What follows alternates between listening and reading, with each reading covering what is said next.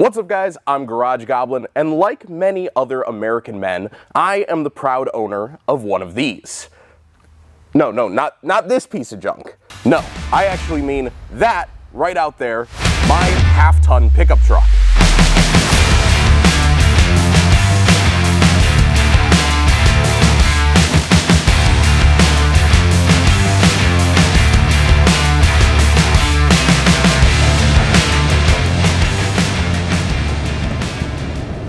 So in case you don't know a whole lot about half-ton trucks, they're not exactly known for being fuel efficient to begin with.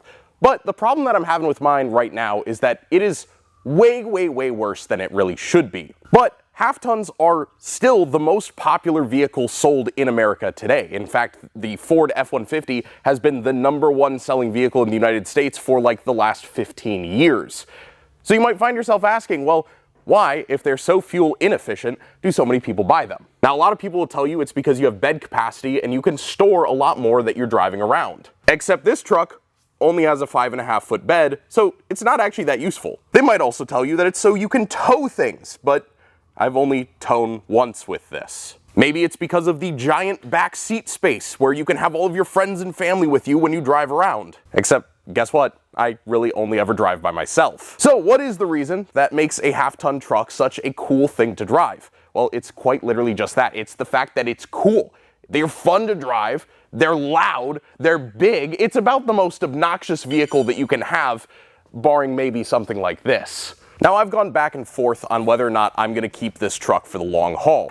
Pun intended. And I finally decided that if I'm gonna keep it, I need to do some things to actually take care of it. As you can see, my gas mileage on this thing is abysmal. I average about 13.5 miles per gallon, and even in city driving, this thing is rated for 17 minimum. And on highway driving, I'm supposed to get up to 22 or higher miles per gallon. And I don't think I've ever seen that in the lifetime of this truck. So before I start just throwing things at the truck, I need to figure out what actually affects gas mileage. And off the top of my head, I know a couple different things. Obviously, the type of gas that you use is really big. I personally run 87 octane on this, which is good-ish. It runs, the engine will turn over, but it's not super efficient for fuel mileage. Now, there is a certain cost to savings ratio that goes on there, where if you're spending an extra 50 cents per gallon on gas because you need to get mid-grade or premium, maybe it's not worth it with the savings that you get on the gas mileage. But we're gonna find that out. Number two is by running lower grade gas, the spark plugs have a chance to foul out, get dirty, nasty sooner. So we're gonna pull a spark plug on this thing and see if I need to replace all of them or if they're still in pretty good condition because this only has 45,000 miles on it. The third thing that you can do to improve gas mileage is check all of your fluids because your drivetrain needs to be well lubricated in order to run as efficiently as possible. Now, I do regular oil changes on this truck. I don't just leave it to rot in the road. So I know that the oil doesn't need to be changed. I just did it like 2,000 miles ago. But according to Ram's schedule, every 40,000 miles, you're supposed to change the differential fluids. Now, I almost never run this thing in four-wheel drive because, again, I don't really use it for truck things, so we're only going to be changing the rear differential oil. And then fourth and finally, the last step to getting better fuel mileage is evaluating your wheel and tire setup, which unfortunately is probably my least favorite part of this whole process.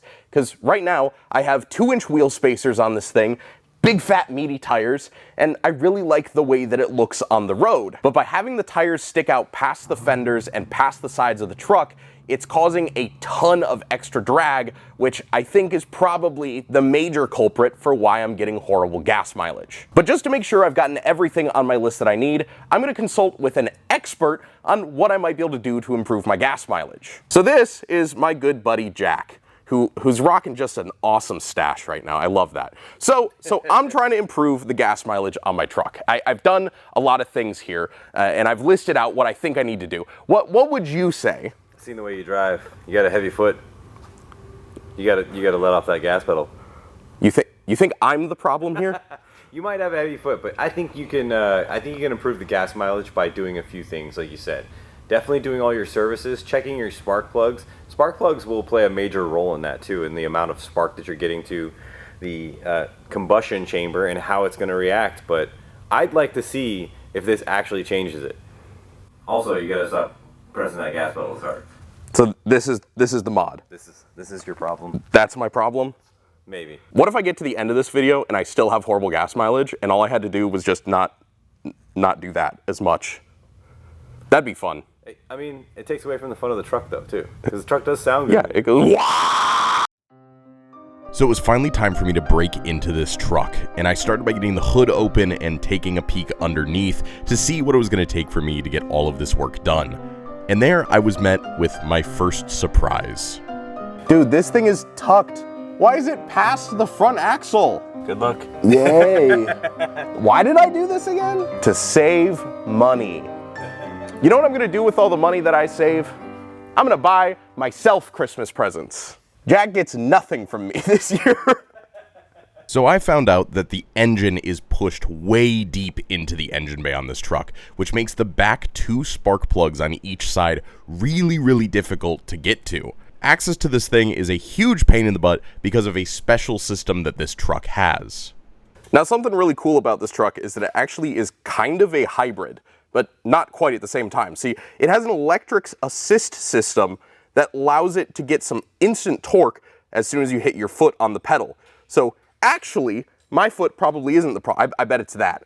I bet that's why I get bad gas mileage, is the hybrid system. But so it's attached by a belt directly to the crank, which allows it to do, I believe it's like half of a turn of the crank or half a turn of the wheels as soon as you put your foot down, which allows you to get instant torque while you're towing or just to get this big 5,000 pound behemoth moving. So this truck, even though it is only a V8, actually has 16 spark plugs. For what reason? I actually don't know. I didn't even know that there were systems that had dual spark plugs until yesterday when I went to get the spark plugs for this thing. So I have a whole lot of spark plugs here. It's 16 to be exact. So in order to get the spark plugs off, I'm gonna actually take this air intake hose and get it out of the way. So I actually have access to all of them back here, because as it is right now, my arms are not gonna reach back there. I don't actually know how you're supposed to reach those. Maybe going from the side. That might make my life a lot easier. Oh, this is so much easier. Okay, I'm in from the side, and this is definitely how you're supposed to access these. Okay, I don't need to take the air intake tube anymore. I can just access everything right from here. Awesome. Oh my God, I have so many acorns in here.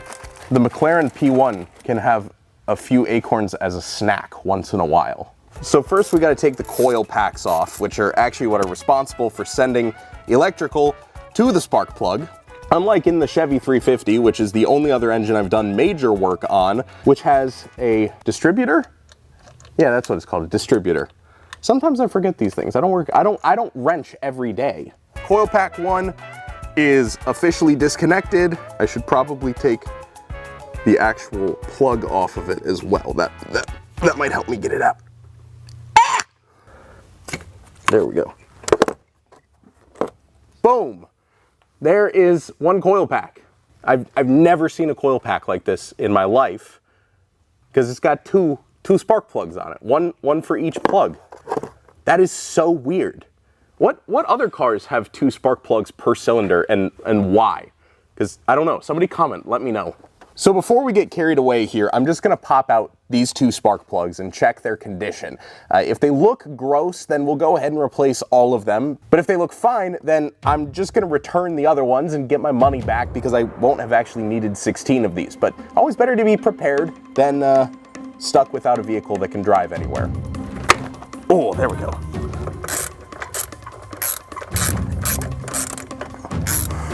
All right, that feels like it's loose. Coming out. Oh no. That's not good. So this is the condition of my spark plug. It's not good. It's actually pretty bad. That is bad gas and not great timing, and the truck just not performing as optimally as possible with the fuel that I've been putting in it. So unfortunately for me, this does mean that I have to replace all of the spark plugs, and I am not getting any of my money back, which means even less money for Christmas presents, which is the whole point of why I'm doing this. Time to take out the other 15 of these. Yippee! All right, so I went ahead and pulled the second one just to see if maybe it was just a fluke, and surprise, surprise, no, these are absolutely cooked.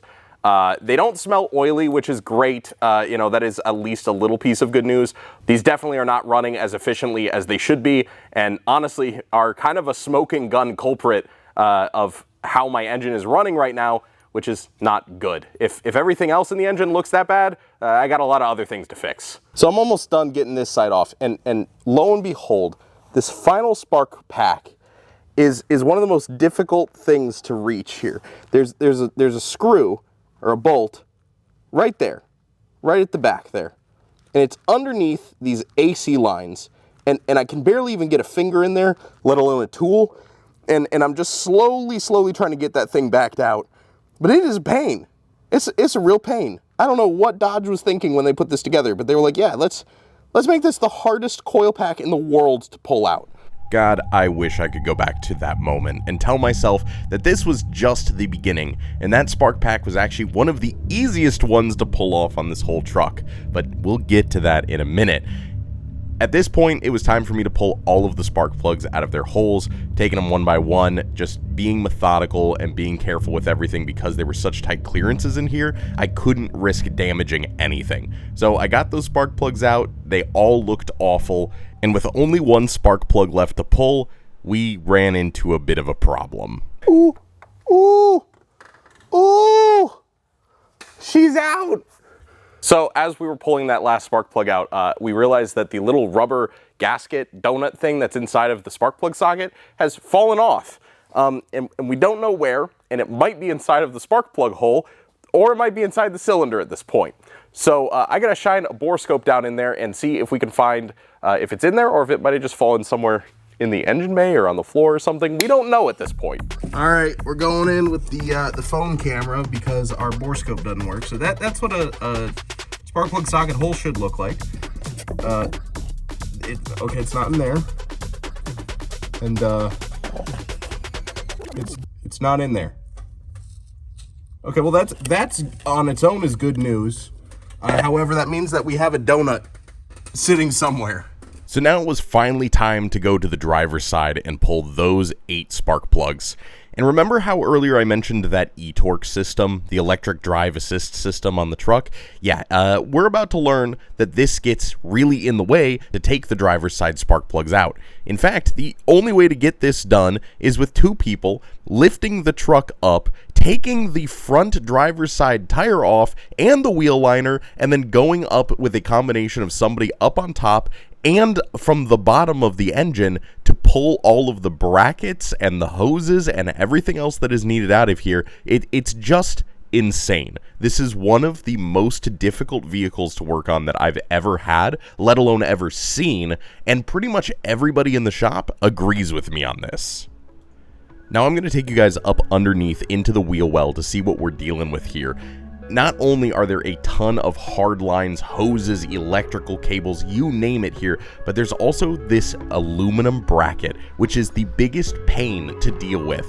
Not only does it completely cover the third spark pack, but it also half covers the second spark pack, meaning that you have to take this bracket off completely just to access those. But of course, in order to take that bracket off, you have to take another bracket off and move a bunch of hoses and a bunch of brackets and a bunch of screws and a bunch of bolts and a bunch of other stuff. I think this definitely feels like they only do this probably to make you have to go to the dealership to get this done. So as much as I don't want to do this, I'm gonna do it so I don't have to pay a dealership to do it for me. We have successfully removed the entire bracket finally. Jack's up there loosening up some final bolts for the actual coil packs. Getting the plugs out on this side is gonna be a real peach. It's gonna be a challenge. There's all of like 2 inches between the pack and the brake booster. That's all you need. All you need is 2 inches. 2 inches. If you know what you're doing with it. Yeah, exactly. It can be dangerous. We got 1 coil pack coming out. So it smells really oily. You smell really oily. It's weird. I've never smelled something like that before. Maybe your engine is blown. Don't say that. Don't say my engine. I know my engine's not blown. I drove this here this morning. Exactly. Well, after quite literally about 4 hours of work on this thing, trying to get these spark plugs out, we finally were down to the last step of actually getting the plugs out of the holes. The packs were out, the brackets were off, the hoses were moved, everything was open season for us to pull these out. And I need to give a huge shout out to Jack for the help on this, because I reached a point on this where I just could not work anymore, and he stepped in and said, hey, let me take a stab at it, maybe I can make this easier. He has a lot more experience than I do, and it's awesome to be able to work with him and have his knowledge and skills at my disposal when I need to do something like this on my vehicles. So this is the setup that we needed to put together just to get those out. We've got the blanket for comfort. I thought about using wood to kind of lay across and like scaffold so you could get way back in there, because all of this stuff is way back, even like behind the cowl. It's really hard. It's really hard to get everything out of here. That was the stupid bracket that we actually managed to get out finally, but only after a lot of wiggling and pulling on cables and wires and hoses. We also had to pull a ladder out to get up here because this truck is pretty high and it's on a lift. So getting up to access any of this is really difficult. And if you're doing work like this on your car on a regular basis, or if you work at a dealership and you have to do this on a regular basis, God help your soul, because this is not fun. And spark plugs are like one of the most common things that you have to do on a car anyway. So the fact that they made it this difficult to do is kind of unbelievable. That's like the stupidest design that I've ever seen. This is why I'm a Toyota man, because they're easy to maintenance. To get this plug out, we had to put the socket in first, drop it in there. Then we had to take an extension, but not just any extension, an extension that's slightly bigger than a stubby, but not as big as a 4-inch one. And then you put that in there, clip it in, then put your ratchet on, undo it, take your ratchet off, pull out the socket, or pull the extension, break the socket free, let that fall back down in, put your magnet in, pull your socket out, then reach back in again and pull your spark plug out. Yeah, that was fun. It's a pain. Yeah, so I feel validated though, because I was like, this sucks. And then he came in and was like, wow, this sucks. And then Derek from Durza came in and was like, wow, this sucks. So it sucks. If you have to do this on your truck, I pity you. take it to the dealership. Yeah, just Take it to the go to the dealership. Let them suffer. Yeah. Anyway, looking at the plugs here, these two were the final two that came out of the driver's side bank, and they're pretty crusty, these front two right here. And same with these two here that came out of the third cylinder on the passenger side bank. These are also really crusty. Overall, they're all pretty bad, and they all definitely need to be replaced. And for some reason, everything kind of smells oily in there. So I'm not sure why that is, but maybe replacing the spark plugs will fix that on its own. We'll see. So while Jack is getting the spark plugs put back in, I'm gonna take these wheel spacers off. And I feel like this is a step into adulthood for me. This is like me growing up, becoming a big boy, is not running spacers on my truck. It kind of pains me to do this because I do still think it looks really sick, but I'm gonna take them off. This is it. This is what growing up looks like. Removing your wheel spacers from your truck and valuing fuel efficiency over looking cool. I feel like I am a real man now. Something that I remembered while I was taking these off is that when I installed these originally, I had read a lot of things about wheel spacers coming off of tires and like destroying a truck. So these were really on here. These were blue Loctited on here. These were really torqued on here. And man, they were a pain to get off, even with an impact wrench. Well, we got our wheel spacer off, and Jack has gotten an entire bank of spark plugs put back in the truck, the hardest bank, which once that was in, we were able to put the wheel well liner back on as well. And now it's just time to put the tire back on and see how the new fitment looks, because I've never actually seen this truck with these tires and wheels without the spacers. I got the spacers when I swapped the tires out, so this is gonna be a first time for me, and I'm kind of excited for a change up, honestly. And as a byproduct of getting rid of the spacers, I actually think that my truck should run a little bit smoother, because it's got 4-corner air suspension and it rides horribly. I hit a bump and I feel like I'm driving on almost static suspension, which is not good, because these are some really cool airbags in here and I love the up-down ability of this truck, but it can't handle bumps. And that's like #1 truck thing. All right, time to torque these babies down, because, you know, we're not half in this. We've already gone this far. We might as well do it the right way. All right, brief intermission over. I have acquired a new torque wrench, and now we can actually torque everything down. We're going to 100. Oh, my wheel is rolling. I need to put the truck down. Well, if I have to put the truck down anyway, I might as well take the other wheel and the other spacer off and do all that before I put the front end back down. So let me do that first. So with both of the spacers on the front axle taken off, it's time to get the truck back down on the lift.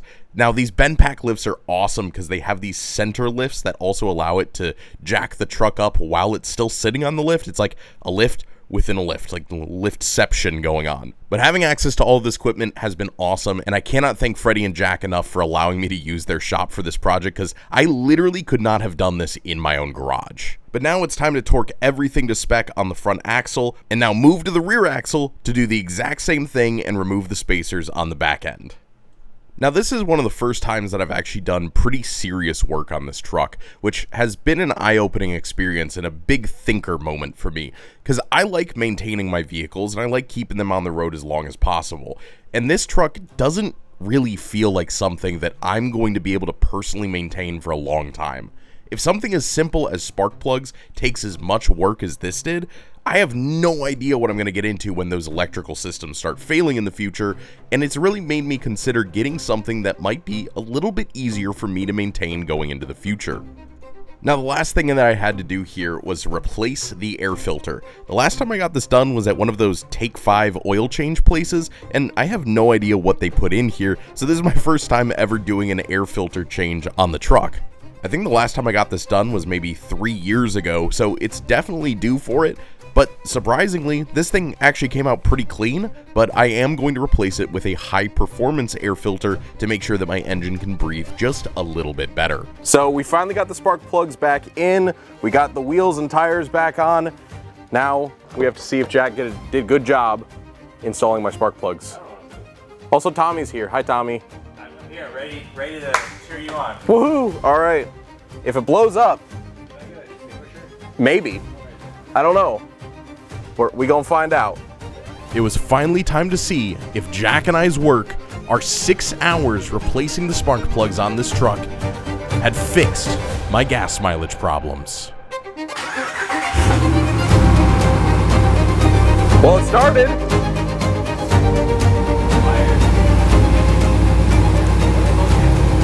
Am I on fire? No fires. No fires.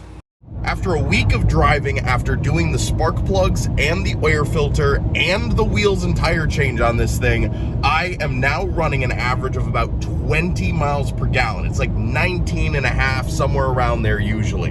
Now this is highway miles, and as you can see, it's 19.4 average miles per gallon. And highway before this was like 13 and a half, 14 and a half miles per gallon. So already a huge increase from where we started from. But we're not stopping there. We still have to do the differential fluid change. I'm pretty excited to see if that's gonna make a difference, because I think if we can get even more miles per gallon out of this, we could be crossing 400 miles on a full fill, which would make my day so much better.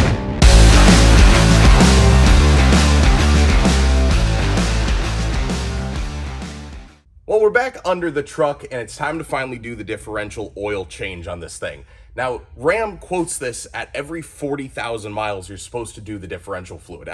That seems a little bit early for me, but that's also because I have a Camaro that didn't have a differential fluid change in probably 100,000 miles. But we're gonna take care of this thing, and we're gonna get the fluid changed on it.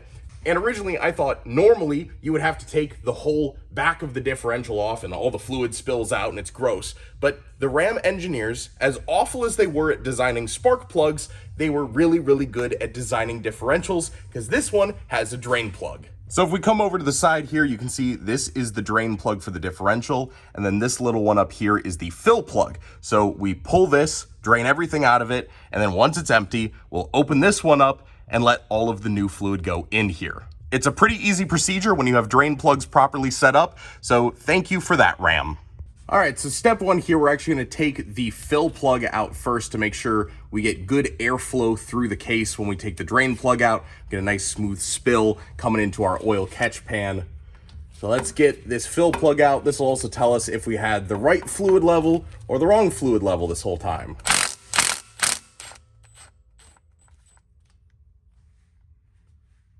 Okay, well it's not dripping out, which means it's at least not overfilled. Oh boy, that smells really good. And then next up, we're pulling the big old drain plug here. Now, I don't think I'm gonna be able to just, I can just yank it, wow. Wow, perks of having big old fat Allen keys, I guess. Nice. I expected that to be way tighter. All right, now challenge number 2 is see if I can actually get this out without spilling gear oil all over myself. Leave your bets in the comments below.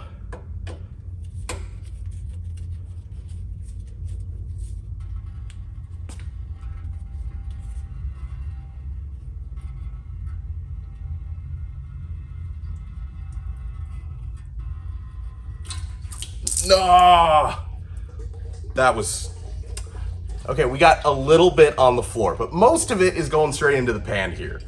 Nice. Honestly, this diff fluid looks totally fine. I don't see any reason that this really needed to be replaced at 40,000 miles. This is like brand new. There's nothing wrong with this. I don't use it for heavy towing or anything crazy, so I'm not surprised that it looks like this. Maybe replace it every 40,000 miles if you're dragging an RV around behind you. But otherwise, this is totally fine. This probably could have gone to 80 or 100,000 miles even. Hey Jack, I spilled a little gear oil on the floor.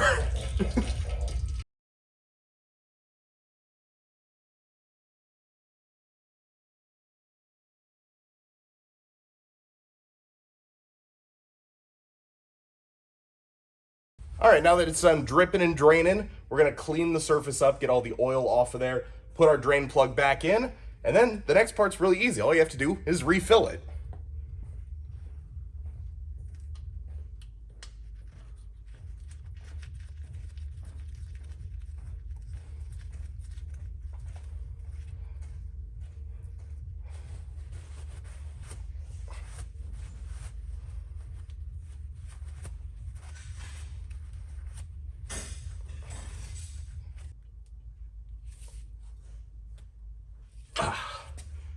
There we go.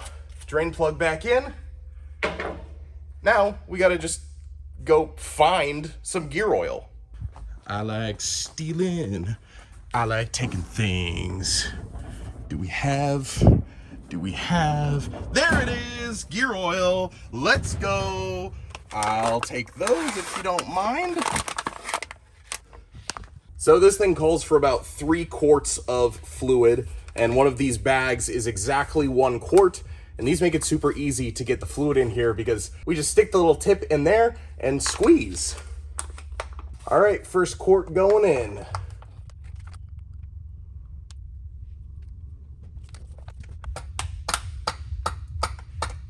Ooh, she's potent.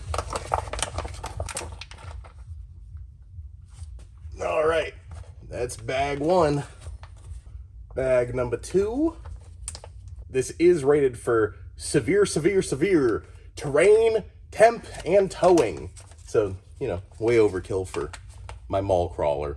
You know, I did drive this thing in the mud once. And it got stuck. But I did drive it in the mud once. That's bag number 2 done. And now we fill until she spill. That's actually how you do this. You fill it up until it starts dribbling out the sides. And there we go. Yep, we got our dribble. And now we put our fuel plug back on.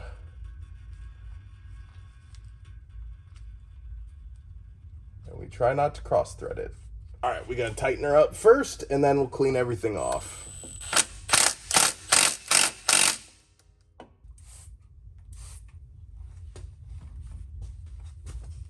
Now this is degreaser, which is good because oil has grease.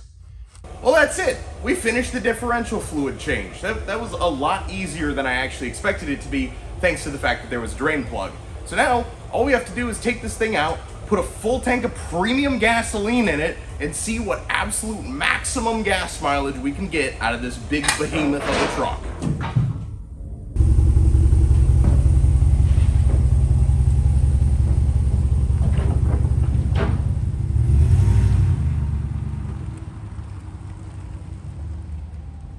So we're back in the truck after doing the differential fluid change, and unsurprisingly, it did not change a whole lot in terms of our gas mileage. We are up a slightly bit overall. We're still rocking a 19 to 20 mile per gallon average on highway driving, right around in that range between like 18 and a half to 20, which is still way better, but we are about to go and stop for our first tank of premium gas, because as you can see, we are riding close to empty now. So we're gonna stop on our way to the shop this morning, get ourselves a full tank of premium, which is gonna cost a whole lot. And then once we see the gas mileage numbers, we'll break everything down and figure out what had the best effect for the price on our gas mileage.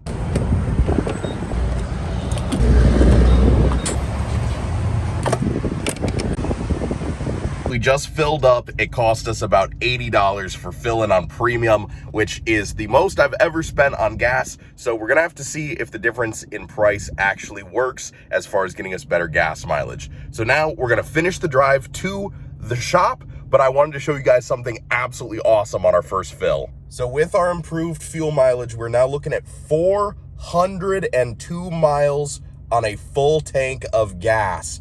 I think that is the highest I've ever seen this truck, and I'm absolutely stoked right now. So we've definitely made a difference here. Whether it's worth it or not is going to be the final decider of all of this, including the time it took us to do all of these changes. But mostly, if filling with premium has that big of an effect, we might see this gas mileage go even higher than 20 as an average on the rest of our way to the shop. Let's see.